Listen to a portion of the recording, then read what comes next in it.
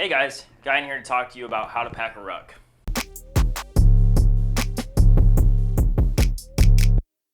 Alright, so the last video we just showed you how to make a pig egg, which actually fit inside this radio pouch, which I was surprised. It took a little bit of shimmying to get in there, but it fit really nicely.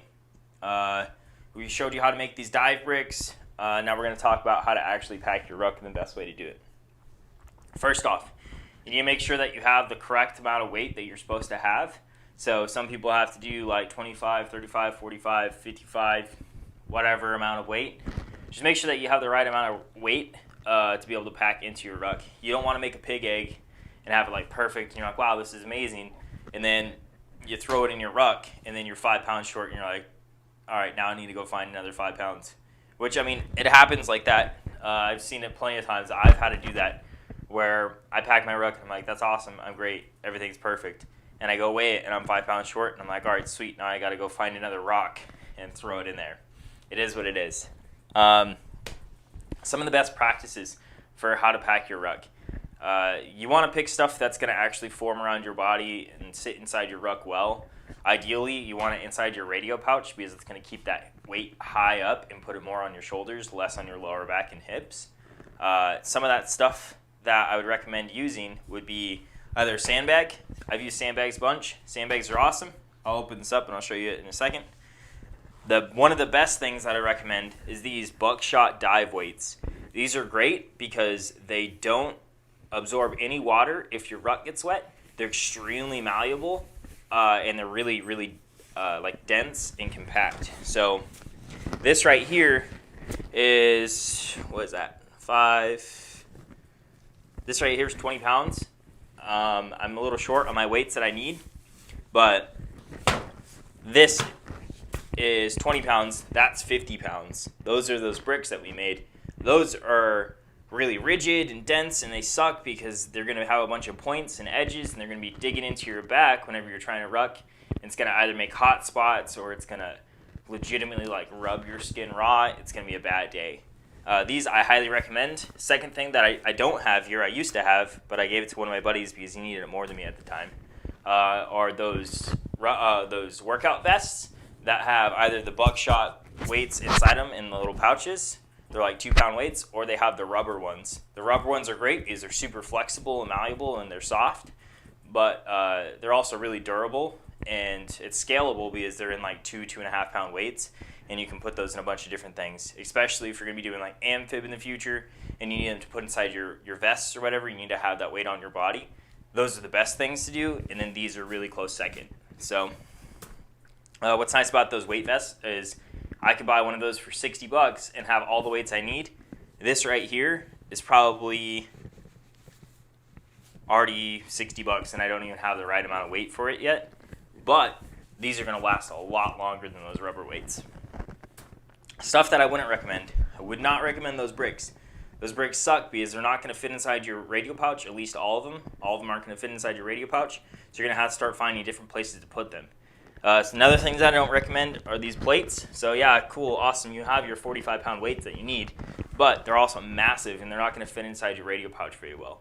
Even if you grab like a 25, 225s and put that and like some towels and stuff, wrap them and try to put them in here, you're going to still have these really hard edges digging into your back. It's going to be super uncomfortable. Something I'd recommend for you guys to pick up, regardless of whether you're doing it for a specific program or anything, is get a fish scale. And you want a manual one. You don't want a digital one. I found that the digital ones are always off, and normally they have errors whenever I try to load them. This one's an 80-pound fish scale, and it's perfect. You just hook it to something, run this strap through your ruck or whatever you're trying to weigh it, and it tells you exactly what you need it to be. This thing's great. I highly recommend them. You can pick them up for like 10, 15 bucks at Walmart or whatever. Great piece of kit to have, or you can pick them up offline. Now, we'll get into like actually how to pack your ruck. So, what's dope is this ruck, that sandbag we made, weighed exactly 50 pounds, which is great. That means that this ruck right here is actually over 50 pounds because you got to take into account the frame and the actual bag itself. That's usually like 5 pounds. Right here, when I pack my rucks, I take my straps, my ruck lid, and I always want those straps on the outside, so that way I can get into my ruck as fast as possible, easy as possible. So I'll open all that bad boy up. I make sure all my drawstrings are pulled as tight as they can be and tucked inside. I don't want those loose hanging around. I'm going to open that bad boy up. And then from there, this is where I would stow my my Camelback, my water bladder, or whatever. I want it actually inside my ruck. I don't want it on top underneath the lid because it's going to fall out. Inevitably, it's going to fall out. If you're running with people on top of you, if you have more rucks, if you have more gear on top of you, it's going to smush down on top of that, and it's going to rub back and forth, and I guarantee you that Camelback is either going to fall off to the side and be hanging out, or it's going to legitimately fall all the way out and be dragging behind you. It's not the play. Just take it, put it in here, call it a day. You'll have a perfectly fine time. Now, getting on how to pack it inside. This is that sandbag we just made. It fit perfectly inside here. I got a little bit of wiggle room on both sides, and I like that because if I want to, I can grab this, yeet this thing right out. It's not a big deal.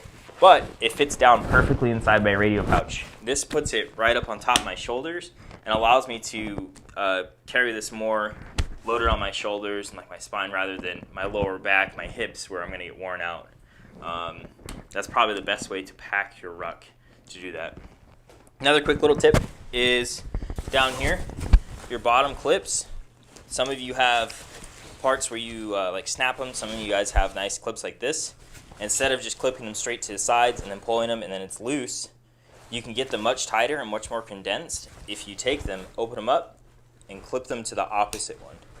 And that's going to give you a narrower pack, and it's going to be nicer for you, and you're going to be like, all right, sweet, my stuff isn't jiggling around as much.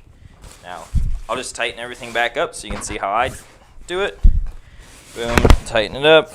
Boom, tighten it up. Put it back together. Take my flap. Bring it back over. Now, if you have the weights that you use for your ruck every single time and it's all located in one spot and you know how you like your ruck packed, it's super nice because you can dump your ruck real quick. You can pack this bad boy in like 5 minutes, less than that even, and you can be ready for your next PT event if you have something coming up. So, boom, here, all my straps are put together. I'm going to tighten that bad boy down nice and tight. I have broke these straps a million times. It's just at some point, be like, all right, that's acceptable. That's as tight as it's going to get. Because if you tighten that bad boy down too much and you snap a buckle, then you have to try and fix a buckle or you're just out of a buckle for the time being. Tighten my stuff down nice and tight. This specific ruck, the Tactical Tailor Malice pack, has big old poofy pouches on the side.